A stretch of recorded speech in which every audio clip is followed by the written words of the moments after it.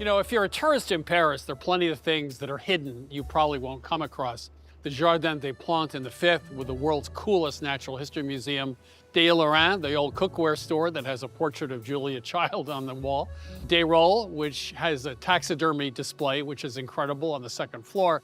Or the Poilin Bakery in the Sixth. You can go downstairs and look at their 14th century oven. Now, when I was recently in Paris, I found two desserts that were slightly different, slightly hidden, something I was not really aware of. The first is Paris flan. It's essentially a pastry cream baked in a round crust about 4 inches high. Kids on their way home from school might stop at a bakery and get a slice. Absolutely terrific.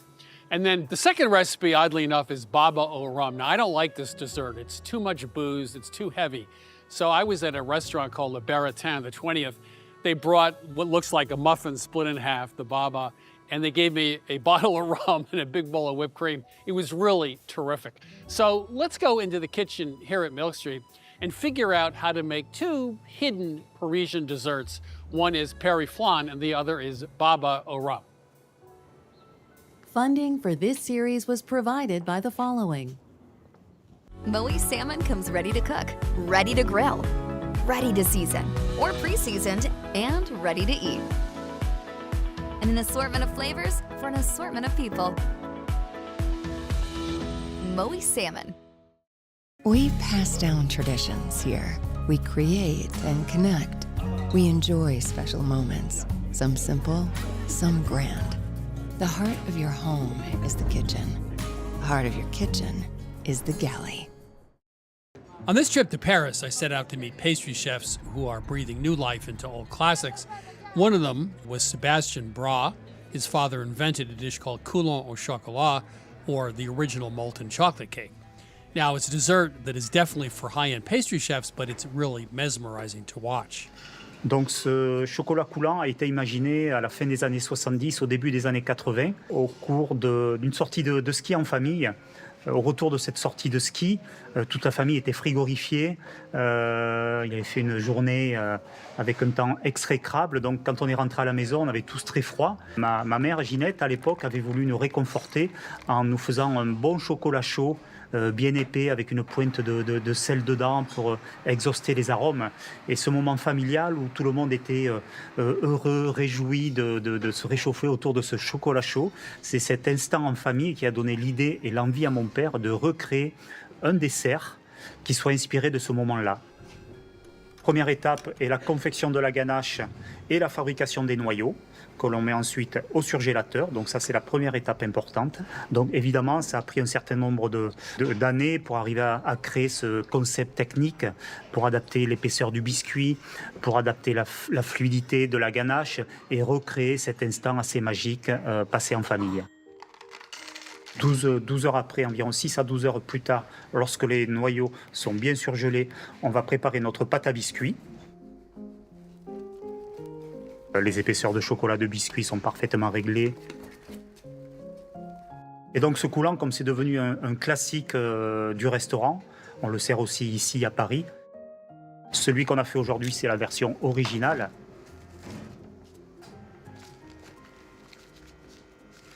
Premièrement, c'est le centrage du noyau au cœur de la pâte à biscuits qui est très important. Et ensuite, on va refermer le coulant, toujours pareil avec la pâte à biscuits. On remet l'ensemble au congélateur et au moment de déguster, 20 minutes avant la dégustation, on va placer nos coulants au four à 180 degrés avant de les servir à nos convives.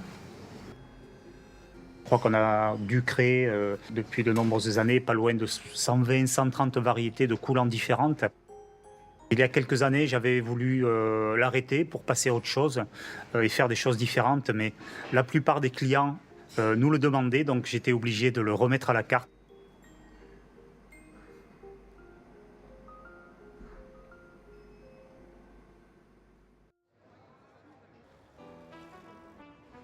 Next, I went to Amazonia for my lesson on Paris flan. Dessert, it's about sharing. When I have a tart in front of me, it remembers me when I was younger with my family, buying a tart on a pastry shop for the whole family, sharing the tart on Sunday after lunch for dessert, you know. My name is Stefan Jimenez. I am from Paris. The flan, it's actually a pastry cream. Most of the time, it's perfumed with vanilla, cooked on a pot, and after, when it's boiling, you cook it again in the oven. So it's more about cooking the outside than the inside. So to make it, it's very easy. We mix the flour and the butter, and when it's crumbled texture, you add the rest of the ingredients. You mix it a little bit, and then after you remove it from the mixer and put it on the table and do the phrasage. The phrasage is to press on the dough with the palm of the hand, just like this. Finishing by hand and put it in the fridge after for 1 hour. When you roll it, it's perfect, and you can use it right away to put it in the mold. We bring it to a boil, the milk, the cream, and the vanilla bean together. At the same time, we mix the eggs with the sugar. When the milk and the cream are boiling, you add 1/3 of the liquid into the eggs and sugar and cornstarch, mix it together, and then bring it back to the pot. Never stop mixing and cook it until it's boiling. Make sure it's very thick before you pour it into the mold. When I put the cream into the mold, I put it back in the fridge for 10-15 minutes, so I have a crust on top of my cream.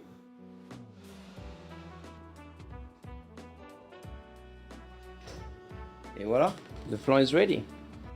That's the biggest thing I can recommend to people when they make pastry. Just respect the recipe, and normally it comes perfect.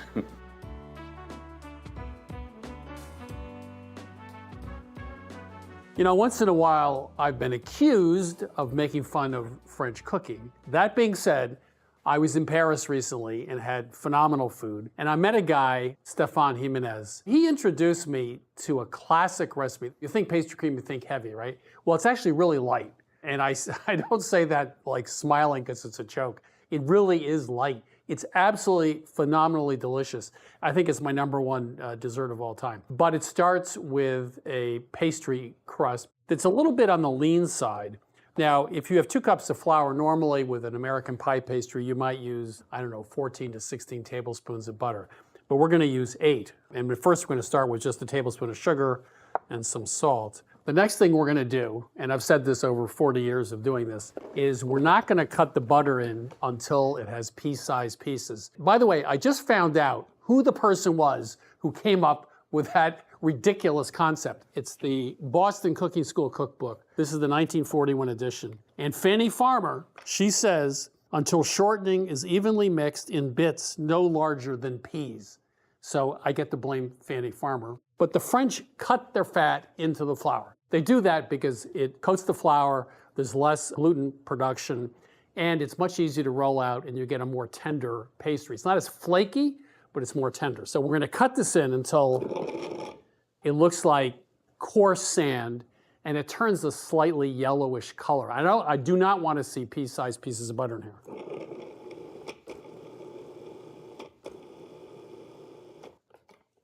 So now we need liquid, 2 egg yolks, and a 1/4 cup of water. So we're adding a little bit more fat, but it's still fairly lean.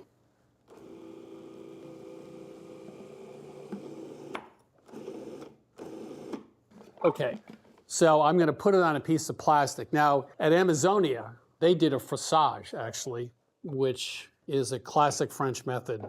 It means you push the dough with a healer hand away from you, bring it back, do it 2 or 3 times. You get a nice checks and a little bit of layering. But this way, you can shape the dough, use the plastic.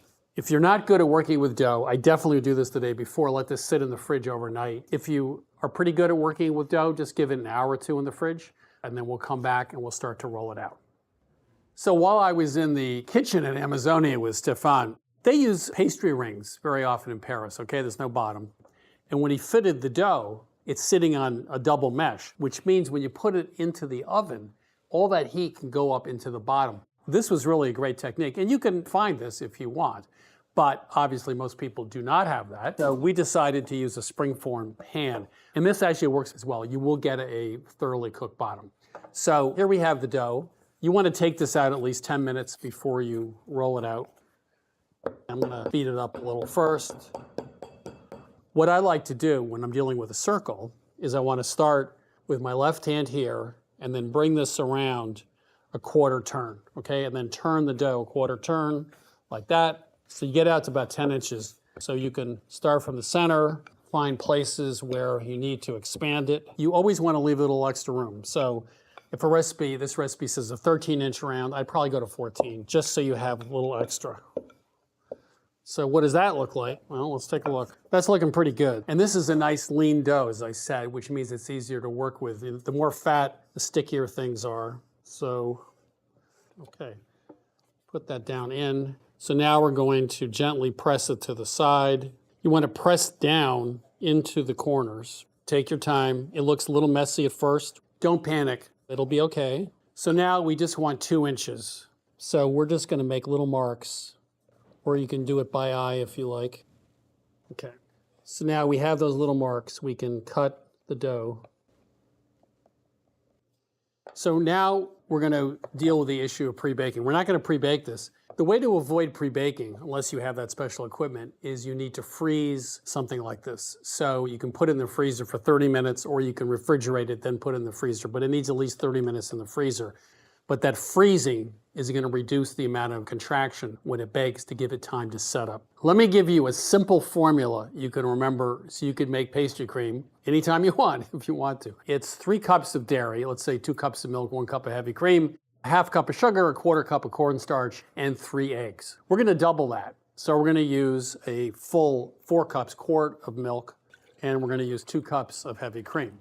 And we're going to heat this up and bring it to a simmer. So we have a full cup of sugar, half a cup of cornstarch.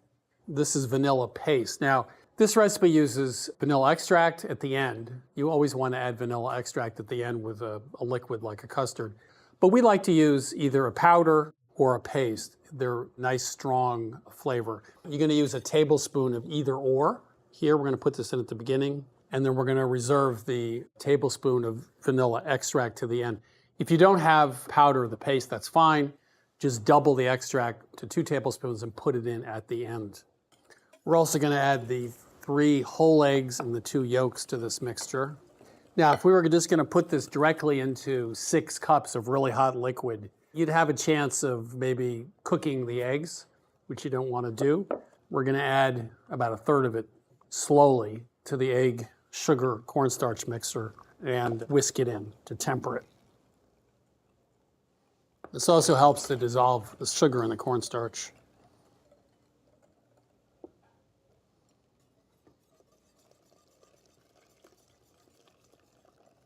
So you want this on a medium high. You don't want it fully on high. You want to stir, you want to whisk. I would do it gently. Now once you start to see it bubble, give it about 30 seconds more. Again, gently whisking. And that's it. You don't want this is about 180, 185 right now. You don't want it to go to 200 or higher. Okay, we're good. What you really want to do is put this through a fine mesh strainer.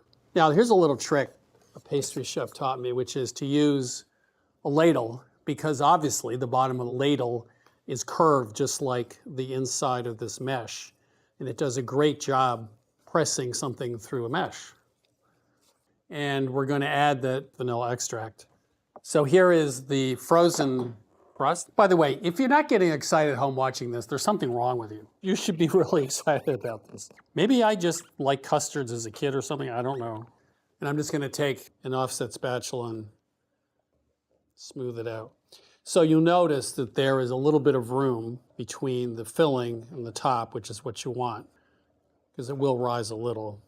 Okay. So now this goes back into the fridge for about half an hour again.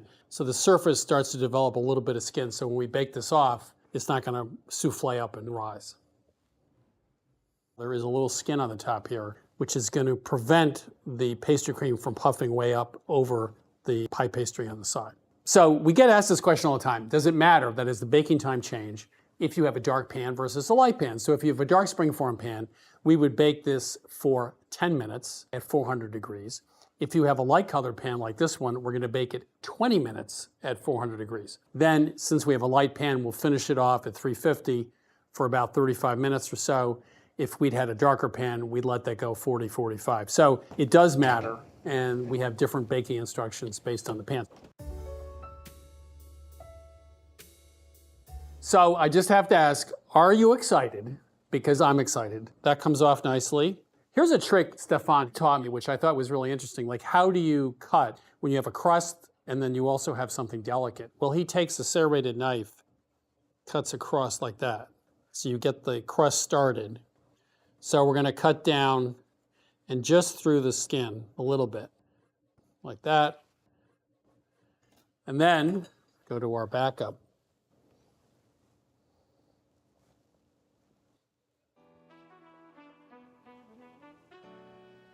Now, get down on your knees and praise Stefan Jimenez and all French pastry chefs, because this is as heavenly as it's gonna get on this earth. It almost just melts in your mouth. So this makes absolutely no sense to me, I know, pastry cream. But it's very, very light, has a wonderful texture. Maybe it's a function of cooking it on the stovetop, thickening it, and then cooling it down, and then putting it back in the oven. Maybe that double cooking is what does it, but it's a very different texture than the pastry cream you get from just top of the stove. This is how life should be lived. A Paris flan, pastry cream in a crust. Sounds basic, but it is heavenly.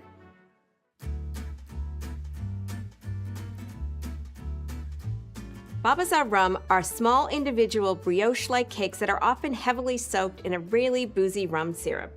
At Restaurant Astier in Paris, we had a lighter, fresher version, and that's what we brought back here at Milk Street to try. So first we're gonna make the syrup. We have added orange to our syrup, which gives it a nice citrusy flavor, but also kind of takes down a little bit of that alcoholic bite. So I'm gonna take 4 good-sized zest strips. Those are gonna go in my saucepan. And with any syrup, we're gonna do sugar. This is about a cup, and some water. And I'm also gonna add some of the juice from the orange. And orange and rum are really classic pairing, so it works really well for this. And that's about 3 tablespoons. So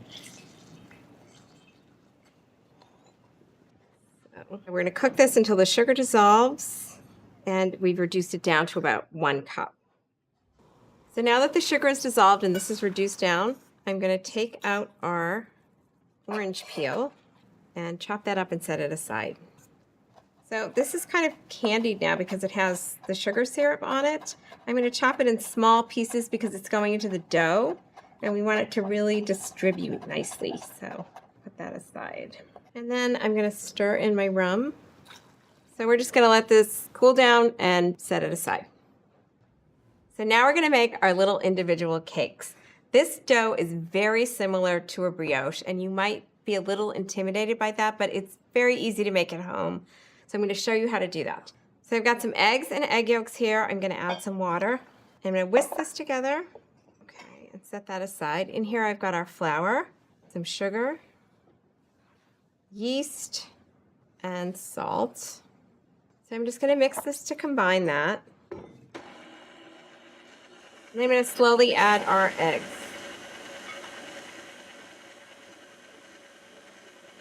So we're going to beat this until we have kind of a rough dough. So I've let that go for about 2 minutes. Now we're going to add our butter, and that's going to smooth it out, and then we're going to let it go a little bit longer. This is an enriched dough, so butter is something you would often add, butter, oil, something like that. But you want to add it slowly and let each piece kind of incorporate before you add the next. So you really want to make sure you're using room temperature butter here. Cold butter is going to seize up in this. It's not going to incorporate well, so it has to be room temperature.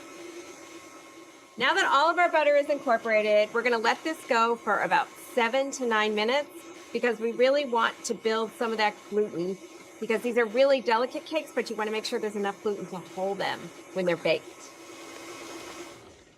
Okay, so we've let this go for about 7 or 8 minutes. And there's a couple of things you want to look for. You want your dough to be shiny. You can see it's kind of started to clear the edge of the bowl a little bit. And when I pick it up, it's going to leave a rope that's going to hold together when I pick this up. If it breaks immediately, then you're not there yet. So now that I know that my dough is where I want it, I'm going to add our candied orange zest. And run the mixer for about a minute just to incorporate all of that. This smells amazing, by the way. It smells like Christmas. The bread, the orange, all of it. This would be a great little holiday treat, I will say. Okay, I think we're good. So now what I'm going to do is clean the dough off of my dough hook, get rid of that, and then I'm going to take the bowl off the mixer, Make sure everything is in the center. I'm going to cover the bowl with plastic wrap and let it sit at room temperature to rise so it will double in volume for an hour to an hour and a half. So this dough's been rising for about an hour and a half. We're almost ready to put them in the mold. I want to show you how to butter these. This is 2 tablespoons of butter. It seems like a lot of butter, but you want to make sure there is plenty in these so that you can pull them right out and they don't stick. This makes 8 cakes. So what I'm doing is I'm only going to butter the 4 cups that are on the outside of the tin. So that leaves the middle cups empty, but gives some air circulation so they bake nice and evenly. So that's why we're doing it that way. Turn it around and do the other 4. And I'm gonna put them in, and they have to rise one more time. So we'll get those ready for that. All right. I am going to fill these about 2/3 of the way full. This dough is very stretchy and very sticky. That is how it's supposed to be, because that's what makes these so fluffy and light. So what you want to do here is use a big spoon and even a smaller spoon to help take some of that off. So use the other spoon, or honestly, if you want to oil or butter your hand, which is what I'm going to do, you can actually use your hand. So it is a little bit hard to gauge how much is in each one. So you might have to go back and take some out of one, put it in another. I can see these are a little overfilled, so I'm going to do that. Don't be afraid to get your hands dirty. So you can see that was a little sticky. It's kind of messy, but that's why you need so much butter, but they're going to be delicious, trust me. So now we're going to spray some plastic wrap on one side, cover these, and let them rise for 35 to 40 minutes until they double in size. So these have been rising for about 40 minutes. So these are going to go in a 350-degree oven with the rack in the middle position for about 16 to 18 minutes.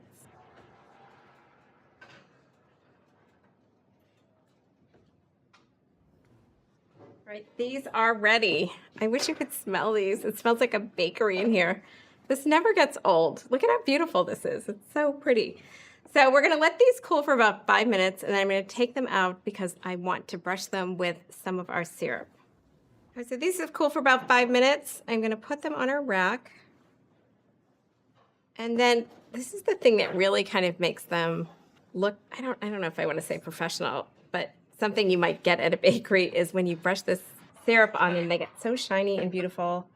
Just a really nice finishing touch. So we're going to take this rum syrup and we're going to brush each cake all over, and then we're going to let them sit on the rack for another 5 or 10 minutes if you want to serve them warm, or you can let them sit for a few hours and then put them in an airtight container, and then you could reheat them wrapped in a little bit of foil at 350 for about 8 to 10 minutes if you want to do it that way. Okay, and now we'll make our whipped cream. So when you're ready to serve these, you want to make your whipped cream. So I've got a cup of heavy cream, and I'm going to sweeten that with 2 tablespoons of our rum syrup. So just enough sweetness and a little bit of rum is really nice in this. And I'm just going to whip this for about 2 to 3 minutes.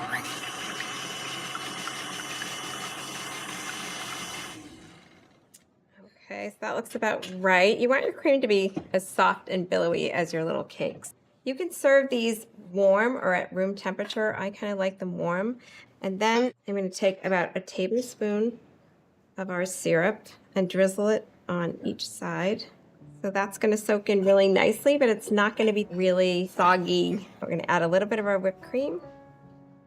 And there you have it. A beautiful classic dessert. That syrup, it's got a nice rum flavor to it, but it's not overpowering this cake. The cake is soft, a little bit of orange zest in there. Delicious. This is another show-stopping Parisian dessert. You can get this recipe and all the recipes from this season at milkstreettv.com. Recipes and episodes from this season of Milk Street are available at milkstreettv.com, along with shopping lists, printer-ready recipes, and step-by-step videos. Access our content anytime to change the way you cook. The new Milk Street cookbook is now available and includes every recipe from our TV show. From cacio e pepe and skillet spanakopita to Brazilian-style carrot cake and Thai coconut soup, the Milk Street Cookbook offers bolder, fresher, simpler recipes. Order your copy of the Milk Street Cookbook for $27, 40% less than the cover price. Call 855-MILK-177 or order online.